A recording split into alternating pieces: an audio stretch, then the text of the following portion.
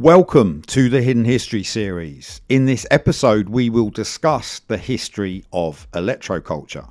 Electroculture is a method of applying atmospheric electricity to increase plant growth. It will increase yields from harvestable fruits and vegetables using the telluric energy from the atmosphere of planet Earth to increase the size and vitality of organic foods.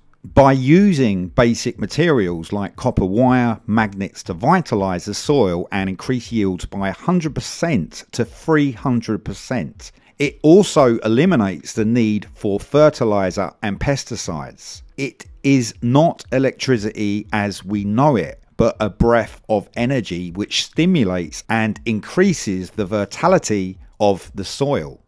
The British government spent 20 years between the First and Second World Wars investigating the possibilities of electrifying plants, with very few people knowing about it. The earliest record of electroculture and where its understanding began was in 1532 by the Swiss physician, alchemist, theologian and philosopher called Philippus Aurelius Theophrastus Bombastus von Hohenheim, who many knew as Paracelsus. He was part of the German Renaissance in Northern Europe and initiated a basic understanding of electroculture because of his studies from 1526 to 1532.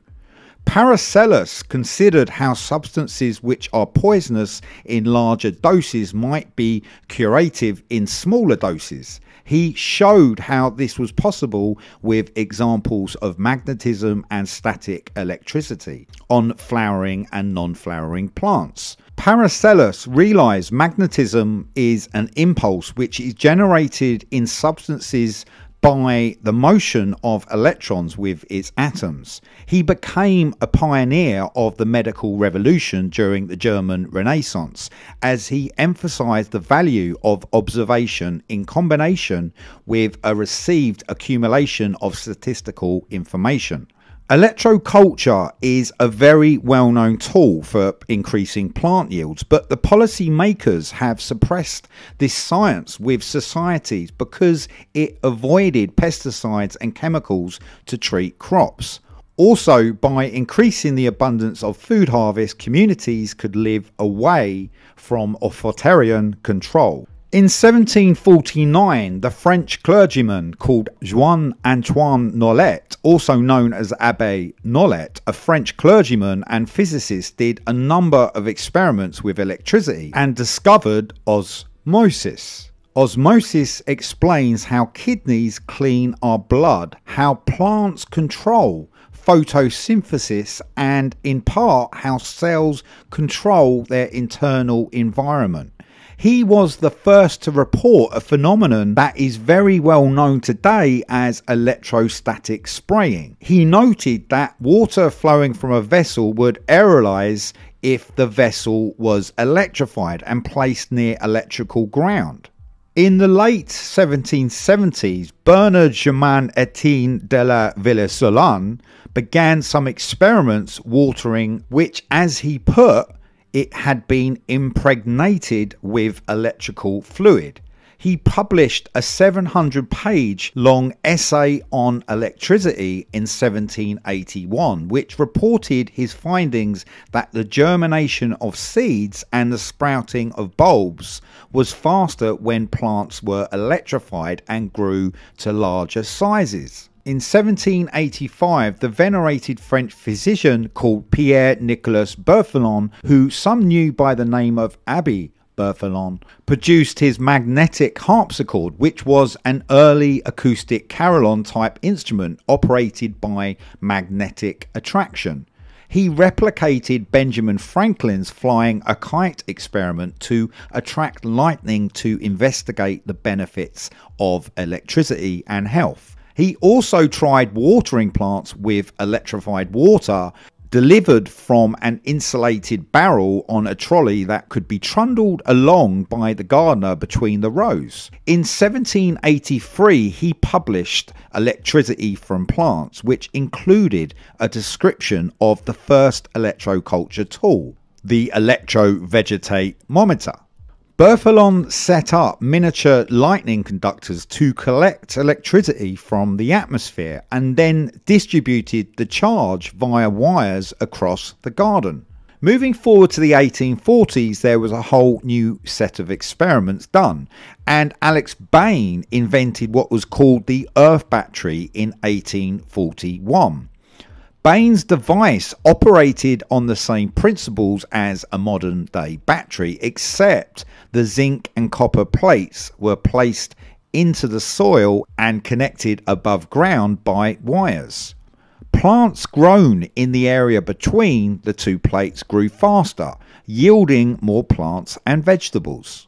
In 1844, Robert Forster, a Scottish landowner of Findrassy near Elgin, used what he termed atmospheric electricity to substantially boost his barley crop. Details were reported in the British Cultivator in March 1845.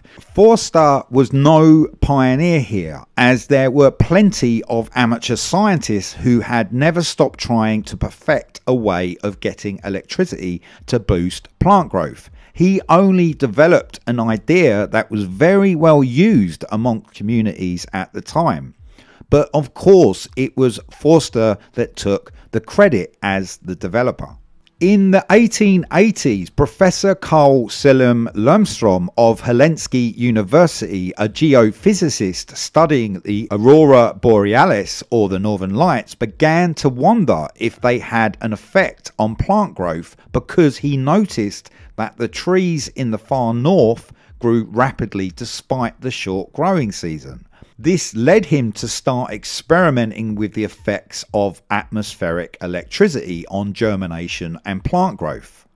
Lundström's results attracted international attention, and he was able to conduct some of his later experiments in collaboration with other scientists in Sweden, Germany, and at Durham College of Science. During April 1905 to February 1908, the famous Russian-French philosopher and Russian-French inventor called George Lakhovsky discovered that spirals of wire could be used to improve the health of trees, plants, and humans. Apparently, the Lakhovsky coil was an inductor capacitor circuit that also became known as a resonant or tuned circuit, which could enhance the growth rate of trees and plants. Such a metallic instrument was the result of Pierre Nicolas Berthelon's having inquired into the essence of magnetism and electricity by the usage of acoustic patterns. From 1922 to 1927 by the French polymath called Justin Christofle, who was a senior member of the Society of Scientists and Inventors of France. And from 1943 to 1948 by the incredible Austrian naturalist and water wizard called Victor Scharberger. Even though so much research was made between World War I and II investigating the use of electroculture to help with the food shortages and rations during the wars, it was still not developed. After the 1950s, this knowledge was again suppressed as it didn't fit the technological coming age the policy makers wanted to create, as it would increase the growth of vegetables, plants, naturally helping and improving the well-being of human beings, not involving pesticides and chemicals, also not profiting the corporations. This would have given humans an abundance of natural foods to improve people's health and well-being.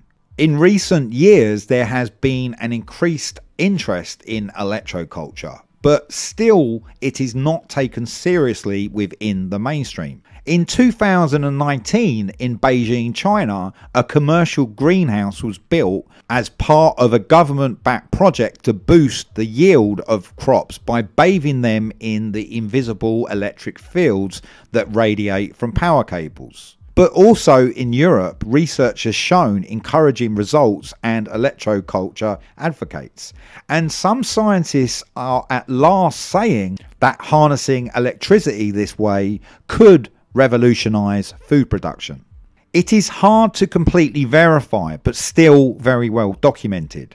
Nikola Tesla converted the engine of a Pierce Arrow car with his nephew in 1931 in Buffalo, New York, in the United States. They apparently removed the gasoline engine and replaced it with a brushless AC electric motor. The motor was powered by a cosmic energy power receiver, harnessing the energy from the atmosphere and creating an atmospheric-based car running on free energy. Although this is not electroculture, it would certainly prove that it's possible to harness this atmospheric energy in many ways. There is no doubt electroculture works. Atmospheric energy exists all around us. You only have to put an antennae or some sort of conductor into the ground next to the plants or vegetables, and planet Earth will do the rest.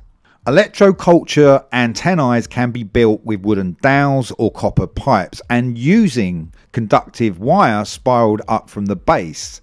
Then, by placing next to your fruits, vegetables and plant life, this will increase the growth by doubling and sometimes up to 3 times the amount of a normal yield. All the information and research is out there with this simple, effective and suppressed science to create an abundance of natural foods, and it is for us to rediscover so we reintegrate it into society.